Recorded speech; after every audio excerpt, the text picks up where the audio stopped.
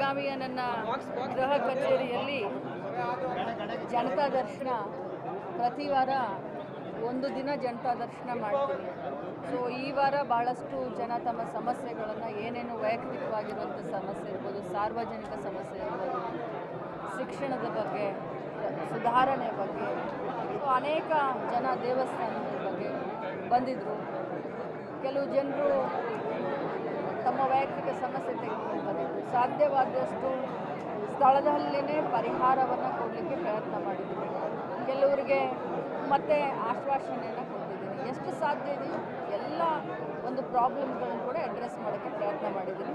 ಜೊತೆಯಲ್ಲಿ ಇವತ್ತು ನಮ್ಮ ಸರ್ಕಾರದ ವತಿಯಿಂದ ಸರ್ಕಾರದ ಭಾಗ ಆಗಿ ಗ್ರಾಮೀಣ ಮಟ್ಟದಲ್ಲಿ ಕೆಲವೊಂದು ಹೆಣ್ಮಕ್ಳಿಗೆ ನಾವು ಕೃಷಿ ಸಖಿ ಅಂತ, ಪಶು ಸಖಿ ಅಂತ, ಮತ್ತು ನಮ್ಮ ಸಂಜೀವಿನಿ ಒಕ್ಕೂಟ, ಅಕ್ಕ ಕೆಫೆ, ಆಶಾ ಕಾರ್ಯಕರ್ತರು, ಹೀಗೆ ಭಾಳಷ್ಟು ಸುಮಾರು ಸರ್ಕಾರದ ಯೋಜನೆಗಳನ್ನು ಗ್ರಾಮ ಮಟ್ಟದಲ್ಲಿ ರೈತರಿಗೆ ತಲುಪಿಸಲಿಕ್ಕೆ ನಾವು ಮಹಿಳೆಯರನ್ನು ಗೌರವಧನ ಕೊಟ್ಟು, ಅವರಿಗೆ ತಿಂಗಳಿಗೆ ಗೌರವಧನ ಸರ್ಕಾರದಿಂದ ಅವ್ರನ್ನ ಕೊಟ್ಟು ಸರ್ಕಾರದಿಂದ ಅವರನ್ನು ನೇಮಿಸಿದ್ದೀವಿ.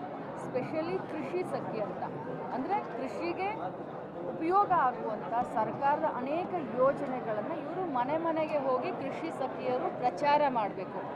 ಆಮೇಲೆ ಸರ್ಕಾರದ ಯೋಜನೆಗಳ ಜೊತೆಯಲ್ಲಿ ಹವಾಮಾನದ ಒಂದು ನೀತಿ ನಿಯಮಗಳನ್ನು ಕೂಡ ರೈತರಿಗೆ ಹೇಳಬೇಕು.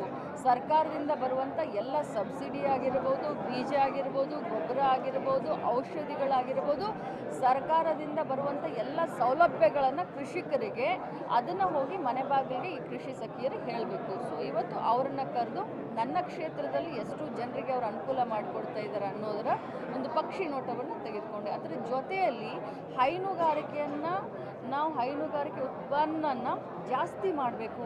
ರೈತರಿಗೆ ಹೈನುಗಾರಿಕೆಯಿಂದ ಅನುಕೂಲ ಆಗಬೇಕು.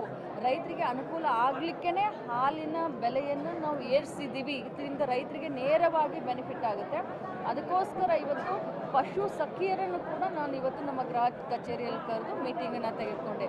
ಈ ಪಶು ಸಖಿಯರಲ್ಲಿ ನಾವು ಕುರಿ ಸಾಕಾಣಿಕೆ ಇರಬಹುದು ಅಥವಾ ನಮ್ಮ ಹೈನುಗಾರಿಕೆ ಇರ್ಬೋದು, ಮಹಿಳೆಯರಿಗೆ ಭಾಳಷ್ಟು ತಮ್ಮ ಮನೆಯಲ್ಲಿ ಆರ್ಥಿಕ ಸ್ವಾವಲಂಬನೆ ಸಿಗಬೇಕು ಅಂತಂದರೆ ಈ ಪಶು ಸಖಿಯರು ಏನು ಸರ್ಕಾರದಿಂದ ಅನುಕೂಲಗಳು ಯೋಜನೆಗಳು ಬರ್ತವೆ, ಪ್ರಾಣಿಗಳಿಗೆ ಸಂಬಂಧಪಟ್ಟ ಹಾಗೆ ಪಶುಗಳಿಗೆ ಸಂಬಂಧಪಟ್ಟ ಹಾಗೆ ಅದನ್ನು ಅವರಿಗೆ ಹೋಗಿ ತಲುಪಿಸ್ಬೇಕು. ಆ ಬೆನಿಫಿಷರಿಗೆ ಅದರ ಬಗ್ಗೆ ಯೋಜನೆಗಳ ಬಗ್ಗೆ ತಿಳಿ ಹೇಳಬೇಕು. ಸೊ ಅವರನ್ನು ಕೂಡ ಇವತ್ತು ಕರೆದು ಜನಸಂಪರ್ಕ ಯಾವ ರೀತಿ ಮಾಡಬೇಕು, ಯಾವ ರೀತಿ ಅವರು ಸರ್ಕಾರದ ಯೋಜನೆಗಳನ್ನು ಸ್ಥಳೀಯ ಮಟ್ಟದಲ್ಲಿ ಮುಟ್ಟಿಸ್ತಾ ಇದ್ದಾರೆ, ಅದರ ಬಗ್ಗೆ ಕೂಡ ಇವತ್ತು ಪಕ್ಷಿ ನೋಟವನ್ನು ತೆಗೆದುಕೊಂಡಿದ್ದೀನಿ.